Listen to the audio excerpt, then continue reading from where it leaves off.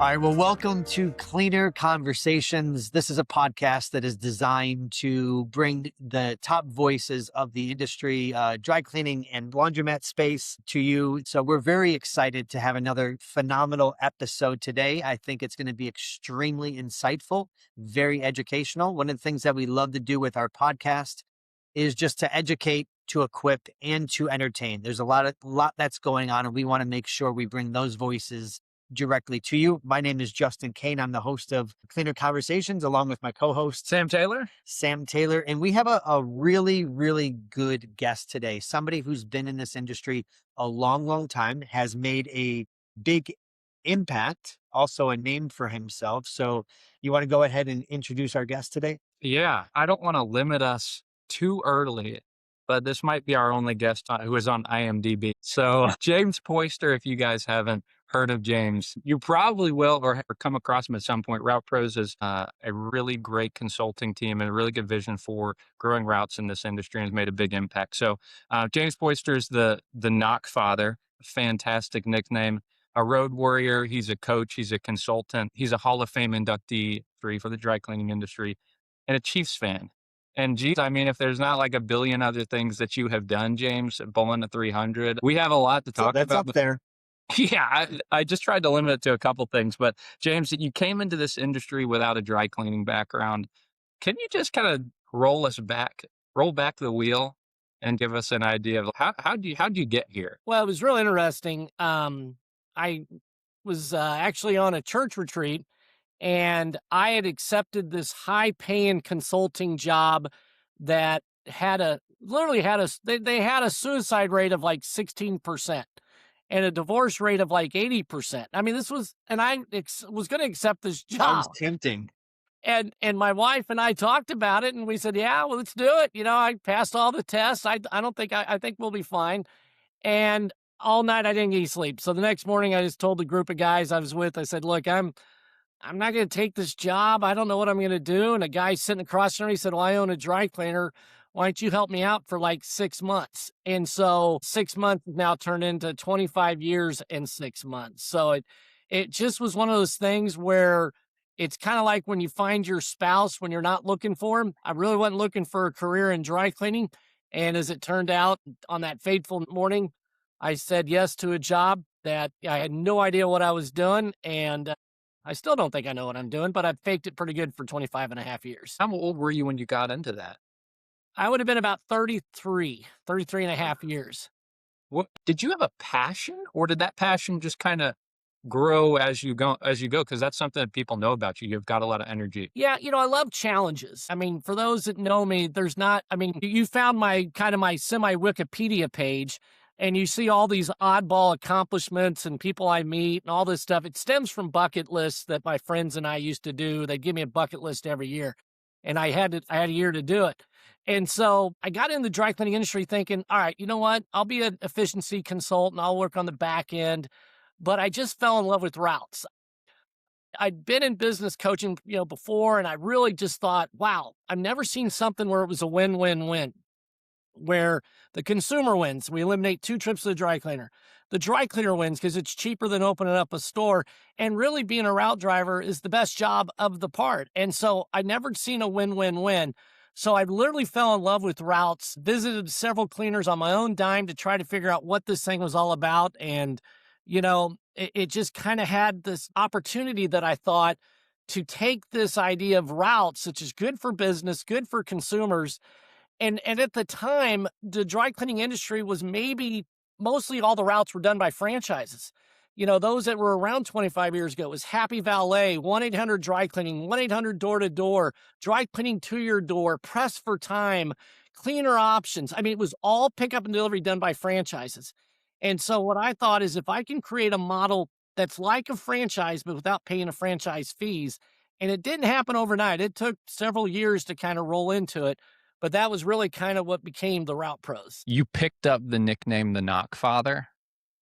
Could you tell us about that? Yeah, it's kind of intriguing because obviously I'm here in Kansas City, at least based out of Kansas City. And We have a lot of mafia influence here. So, in fact, my uncle worked for the mafia. Long story. It was a great story, but we're nowhere near Italian or Sicilian. But with the mafia influence, I thought, all right, if I create this culture with the route pros where I'm the godfather, where I have my fingers and hands on everything, and I would tell clients, we're not responsible for what happens if you don't sign up with us, you know. So, we, it That's was the great. godfather. And also, I try to stay involved in the industry. But Jason St. Pierre at Arch Cleaners in Boulder, Jason, he's a Route Pro Hall of Famer, and he labeled me the Knockfather for teaching people how to knock on doors. In fact, I have a mug that has like the Godfather logo with the shirt, Fantastic. and so it just kind of stuck for teaching people to knock on doors. And even though that's probably 20% of what we do, I think it's a pretty good label. I've always liked it. I love it. And has it continued to stick with you? Do people still know it to this day, or has it kind of phased out? It comes and goes. Yeah. I think it's just one of those things that you just kind of don't think about actually truly knocking on doors to do route development. Yep. But every once in a while, we'll get a bunch of people together and then we bring up the story and we talk Knockfather. But overall, it's just kind of been one that's like, I don't think if you Google it, I mean, there's no other Knockfather. So I think it's a nice Solamente nickname, I like to say. Absolutely love it. You over time, when you share with different groups, I've heard you talk about this blockbuster analogy that dry cleaning is a two trip type business, which exactly is what killed Blockbuster itself. For those who know what Blockbuster was, for any operator that's listening that still hasn't started a route, they've been thinking about it, they're hee-hawing and back and forth, they're not sure if they should.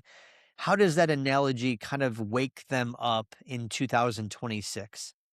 Well, it's funny because when I was in high school, I worked for a video store. Yeah. And then I went to college and still worked for the video store. In fact, when I graduated, I still worked with the video store.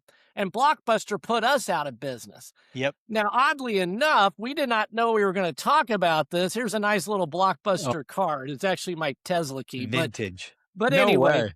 yeah, You can but do that? it's just a sticker you put over it. Oh, You know, but the funny thing is, Blockbuster, you have to make 2 trips. You'd rent a movie, come back, and all this stuff. And they were, Netflix tried to buy him out. There's a documentary. I actually met one of those guys because I've told the story a dozen thousand times. But you got to make 2 trips. And Blockbuster said, look, we've got it from here. We've got the customer service, we got the options. That's our Yep. model. It works. We've been doing it for 23 years. And to correlate that with dry cleaning, dry cleaners, there's a lot of dry cleaners that still think people will come to their store. Yep. And people give up personal touch for personal time all the time. So this Blockbuster analogy that I use, don't be like Blockbuster and think just because you got a great location and great staff, people will, and especially even now more than ever, their personal time is well more invaluable to them than personal touch. I love that people will give up personal touch for personal time. And so that convenience factor, the ability for them to say, wait, you're going to come. I remember I was talking with a gentleman. He didn't know about pickup and delivery. He reached out to his dry cleaner. He's like, man, they said they literally will come to my house and pick it up. And to me, it was common, but it was a shocker to him that they would actually come and pick it up. He's like, I'll do that all day long, every single month if I have the means to do so. So yeah, great thought. I want to get into some math, and I'm not sure if you can do this in your head, but as we're talking about routes and the operators that are putting them into place, oftentimes you've talked about kind of like a break even number of what that could be on how we can make sure that we're calculating this through. So can you kind of just walk us through how you arrived to some of the numbers that you have shared over the years? Have those changed? Have they evolved? And where are we at now with that math? Yeah, it used to be probably a dozen years ago, I'd say that a break even at a store was like 3,000 a week, over 12,000 a month. On a route, we used to use the number 1,800. We Yep. calculate that based on rent, utilities, labor.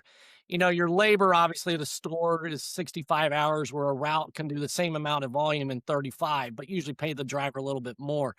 So now we've kind of upped it up a little bit. Obviously, if your store's not doing 36 to 4,000, obviously it depends on your rent, your everything's different, but it's kind of relative.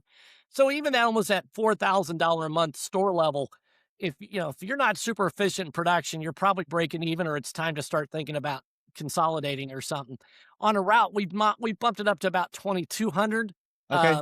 a week, and it just works out well because you got labor, gas, utilities, you know, it's all that kind of going to production. You calculate it, whether the plant, and usually we do drop store versus route versus a plant, because a Uh-huh. drop store is out there on its own, much like a van is. Okay. So the goal of an operator is at least to get to that number. They know that if I get to that number, then I have the potential to go beyond it. And that's going to be where the decision becomes a little bit easier. I say more of a minimum. That's your minimum you want to be at. Yep. Okay. Your goal is to double that. A goal is to get there where it's operationally profitable, and now you're able to reinvest back in your route, which is either prepare for a split. And that's the tough part. When you grow, you got to split the routes. And Uh-huh. so a lot of times operators will hold on and that route will get full, and then they can't, they don't want to split it because they're making really good money. But then eventually attrition kicks back in. This is where, from a route perspective, your goal is to split that route, and you go back to break even again sometimes. But once you start splitting, you become more efficient, and thus you can then become way more profitable. Love it. Great W- answer. We talk to people all the time who are jumping in, and right now it seems like people are jumping in strictly to do a pickup and delivery a type of system. They think it's obviously lower costed to jump in, lower barrier of entry. But like to what you just mentioned, you're going to get do well, and then things are going to drop off. You have to re-optimize. There is still a continued management of this in order to just continue growing these routes, right? This isn't something that you just start up and then you just let it take its, run its course and just continue to be profitable. Yeah, Uh, it's weird because a lot of people they ask me, like, what's a mature route look like? And in a mature route means, well, you're always growing. It kind of depends on how many vans and how many spaces. I mean, we've got a lot of people in the route pros, and I'm not trying to make this an infomercial, but they do at least $10,000 a week per van, and that's a good number. And there's other people that just don't believe that can happen, mm, and so it's because they get to that one van and they don't want to buy a second van, or they have Uncle Charlie doing the route, and somebody that's just, that knows how to drive from A to B to C to D. Your driver has to do more than just drive. And so, unfortunately, people will get a van and then they never get past 3,000 a week, and they're just satisfied with that. And sometimes that's their model, go for it. But, if you want to grow, not go, your routes are obviously still your best bet. yeah, I mean that's huge, right? It seems a common mistake is getting in maybe with 1 foot in, 1 foot out kind of an approach. Like, let's see traction very quickly. If not, maybe this isn't the best So strategy. not full committal type thing. Yeah. Would you say that's like the biggest thing you come across, the biggest mistake? Really, the biggest one is they look at routes as an additional cost and not a growth. So they'll go in saving money, magnets on a van, they'll use their shuttle van as a route van, and it just doesn't work. And so whenever I see people do that, or they'll hire somebody that just shows up every day, then presses clothes or tags in clothes or whatnot, it's just that they don't put everything in. They're just kind of, like you said, 1 foot in, 1 foot out.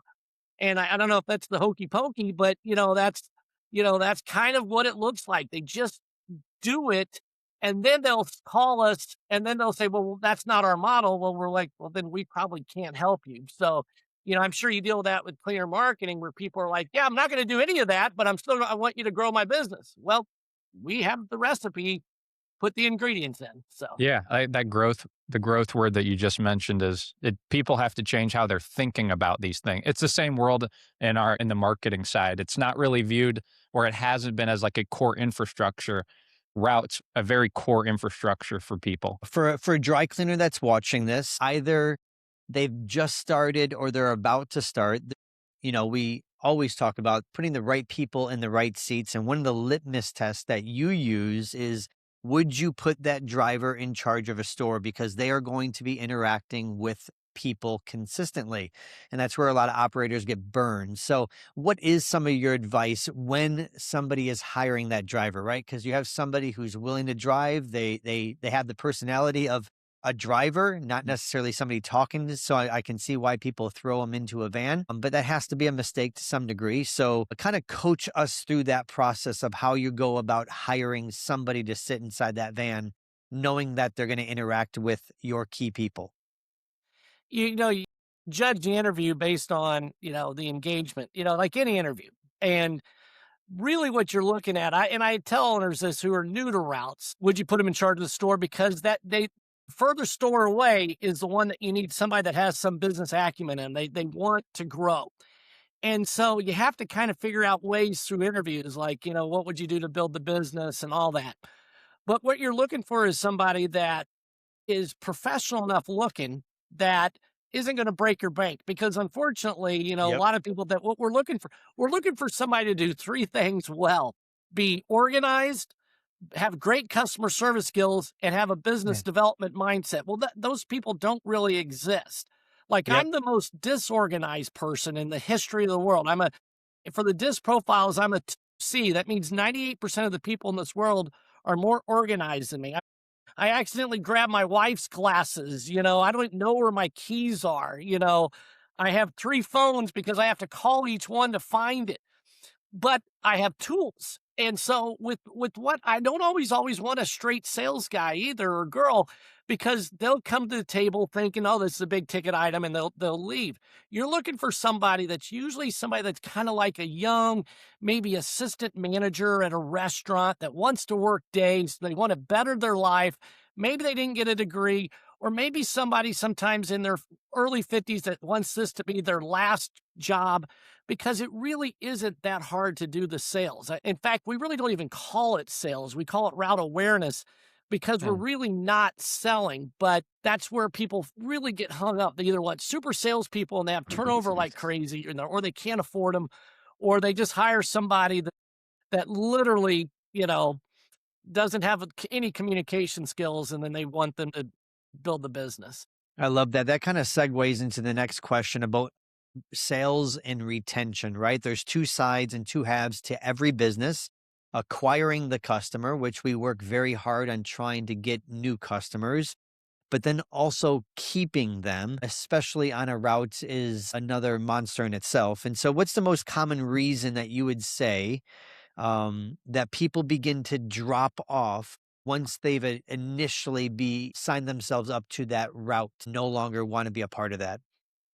It's because they get kind of put on autopilot. We're sending maybe a text message, and we think that's communication enough, and usually what happens is they drop off, and then the drivers, if they're not paying attention to it, or there's no marketing going on or anything, then 3 weeks of not having a bag turns into 3 months. And then all of a sudden they're like, boy, we haven't seen anything for a while. The Yep. good drivers stay on top of it. They might go, wow, this customer should have had a bag today. They may jump out of the van, knock on the door, and say, look, I'm a little ahead of schedule. Do you have something for me today? And it's amazing how many times a driver will pick up a bag if somebody's home. And so, I call it pay attention to retention. I wrote a book a while back called Retain to Gain, and it talked about all the levels of customers: new customers, core customers, miss you customers, lost tuna. And if you stay on top of it, that's just as important, if not even maybe more, than doing sales. Because, again, because there's no personal touch with the route a lot of times, that kind of and sometimes customers don't want it. That's why they go on the route. But other times, that I want the driver to introduce themselves early on and then remind them, hey, I'm still here. If there's a new driver, you switch routes, have that driver try to introduce themselves, to put a face to the person that's walking on their lawn. Well, I mean, walking on their property, hopefully not on their lawn, picking up and delivering clothes. Yeah, what I love, a couple things that stood out to me while you're saying. One is the driver is going to learn very quickly if this person is somebody that wants to have an interaction or not. The second one is, yeah, if you have somebody that's taken initiative, they're going the extra mile, pay attention to retention, like they're actually thinking forward about it, which I think is really great. What would you advise in the first 30 days of a new route customer to make sure that either the experience is exceptional, memorable? What should happen in the first 30 days with that relationship? I hate to use the depends, but it kind of depends on how they got enrolled onto the route. If the driver sold them face to face, then there's already been an initial interaction. But if, let's say, they signed up online or converted from the store, or just called in or whatever, then I want the driver to strive to get a second bag within 30 days. Now, I don't want to pound them and just have them knock on the door every day, but I do want them to try to meet them face to face. A real common thing, a little trick that I share is I like it. There's static and on demand or will call and regular, whatever point of sale you use. But, you know, I always try to put our route customers, when I had my routes, on regular. I wanted our driver to go by for the first 30 days till they got that second bag and or saw them face to face and said, hey, you know what, just let you know, I'm your driver, welcome, or thank you for that first order. I don't mind handwritten thank you cards. Thank you for that first order. You know, I'm not an overly discount guy, but every once in a while I might say, hey, look, by the way, we also can do your wash, dry, fold. You know, you could do some upsells. You might say, hey, look, you know, this first wash, dry, fold order's on me. You know, next time you get tired of doing laundry, just stick it out with your order. Do something, but at least interact with them.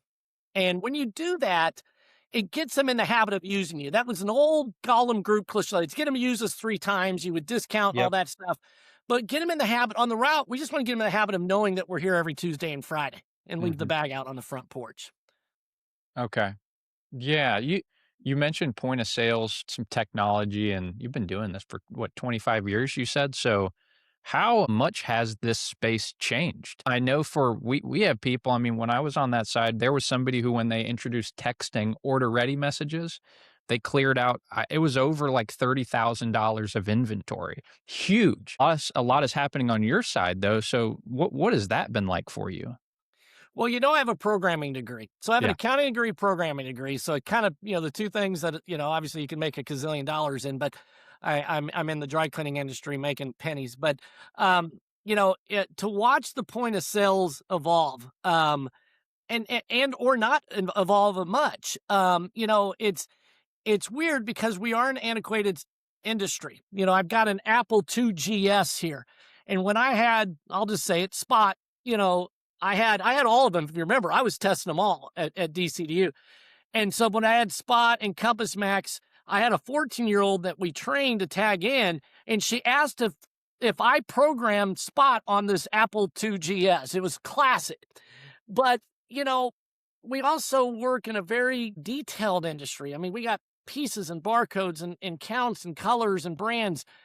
But watching the evolution of the routes, and I give StarChep a lot of credit. They really get no credit for really introducing a phone app. I try to help them out. Like I've helped everyone. I've helped them all out. And Mhm. I try to really get them because they said they would integrate with other point of sales. I said, all you're doing is giving the other point of sales an idea of what to do. But they were really the one that really started with the texting. And he rode with me. Nick came out just like you came out and hung out with us for a couple of days, Mhm. and said, this is why I promote what I promote. But the point of sales, I think the texting has really been a biggie. And I know people still don't want to text, don't want to Yep. use it. You got to get over that, people.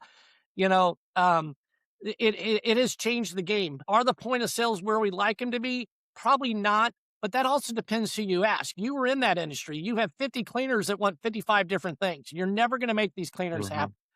I mean, I had people say, help me develop a point of sale. I said, no way. I mean, I love this industry, but I also know how nitpicky a lot of owners are. They are with us. I'm sure they are with you guys.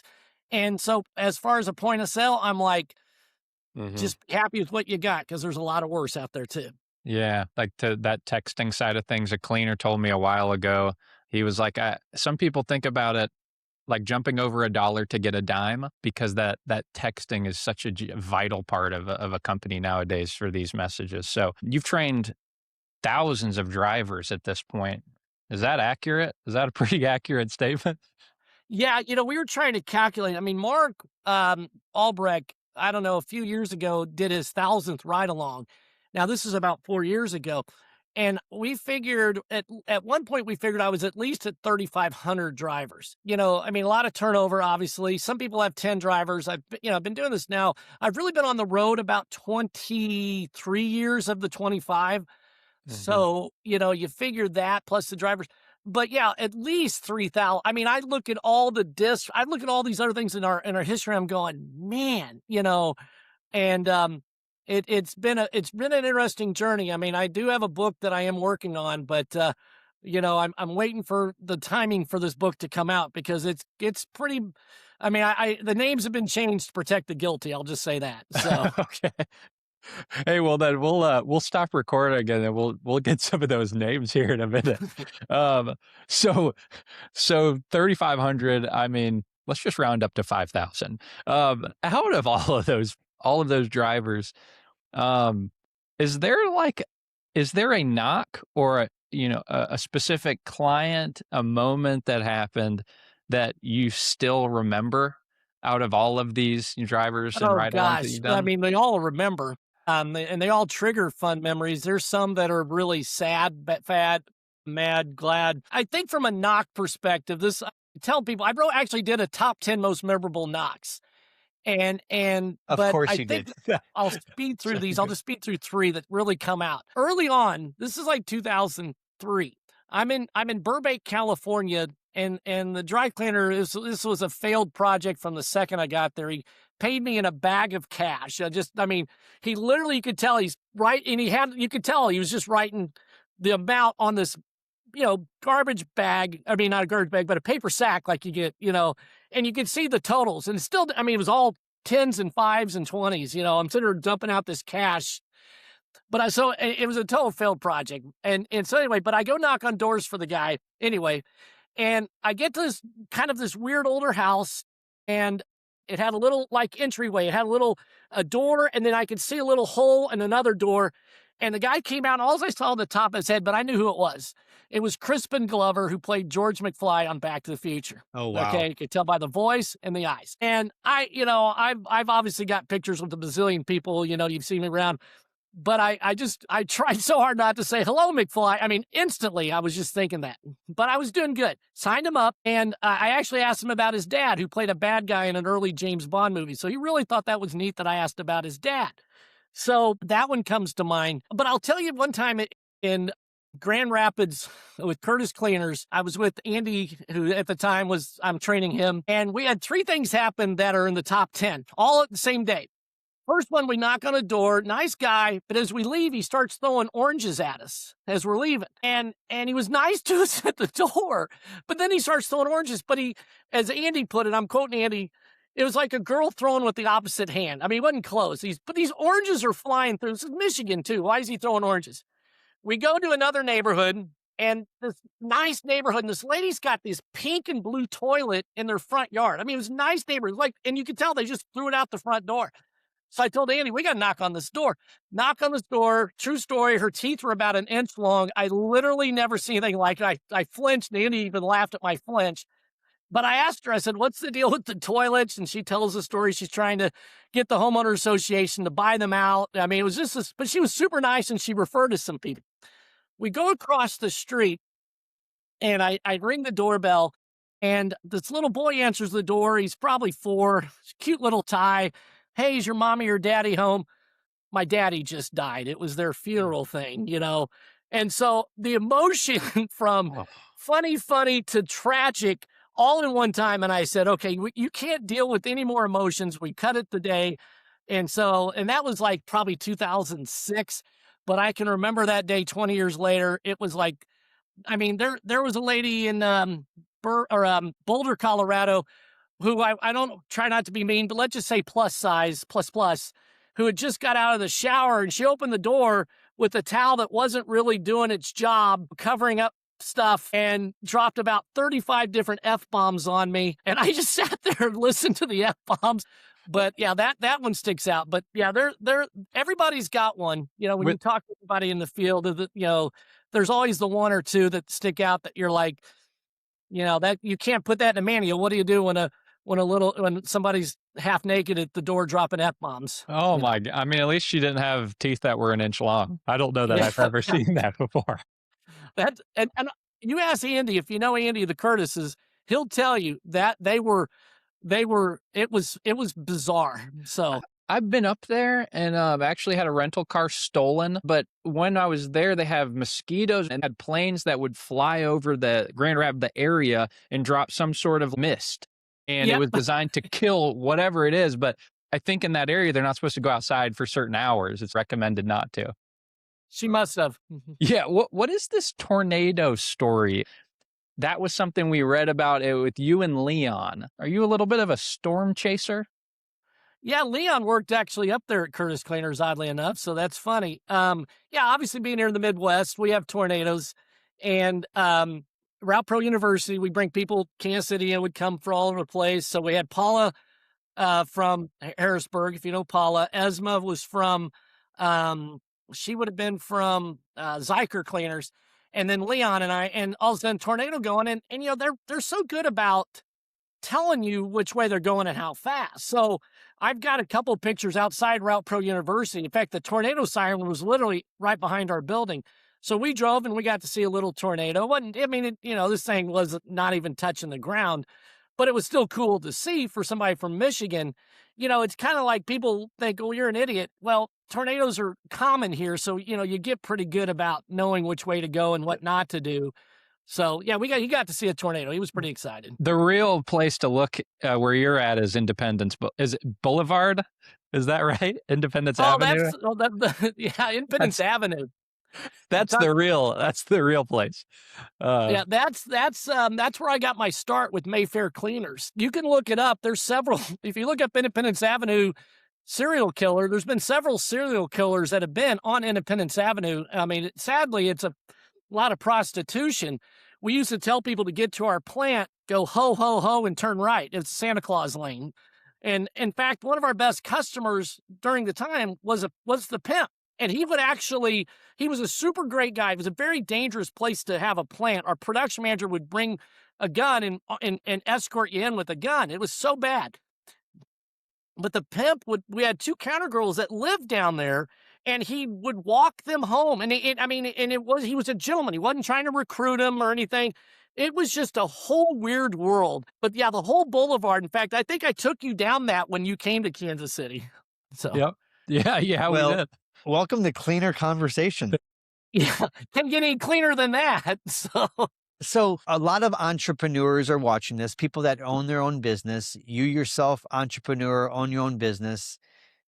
Anytime we have a guest, we want to talk about the importance of having an outlet or doing something beyond just the business, because it can wear you down, can burn you out if you don't have proper outlets. What are some of those outlets for you? Some things that you found to have a sense, not fully, but a sense of balance between working in and on the business and also enjoying your personal life?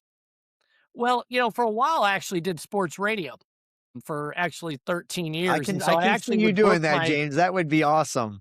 Yeah. I mean, I booked my Route Pro travel around Chiefs and Royals schedules. It was perfect, you know.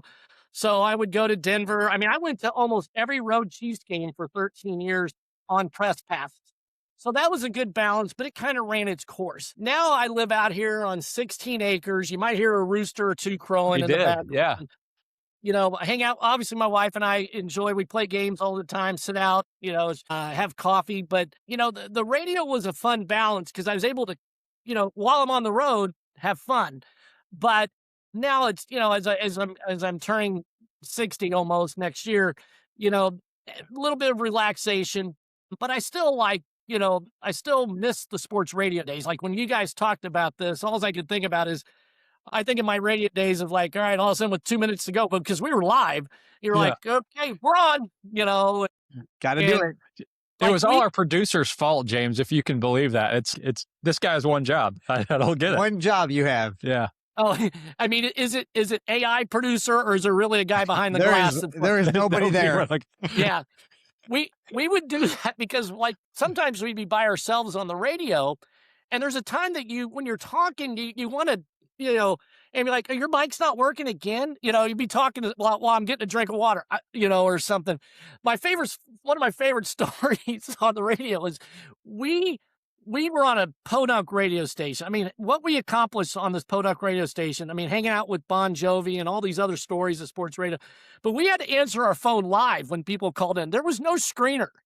Okay. So we would literally pick up the phone and say, Integrity Sports Network, you're on the radio. And there'd be people like, I need a lawyer. I mean, it would be just classic radio. And because there was no screening, you had no idea. We wanted people to call in and they'd be like, hey, you're on the radio. What? I mean, it was hilarious. So I understand tech. I understand, even though this is recorded, obviously, but I do miss those days. A group of us get together and we talk about what we accomplished, and the hurdles we went through and the fun stuff we did. So yeah. Yeah, I can see that. And I can just see why it's so important to have some of that fun outlets to make sure that we're not just doing this for the grind itself.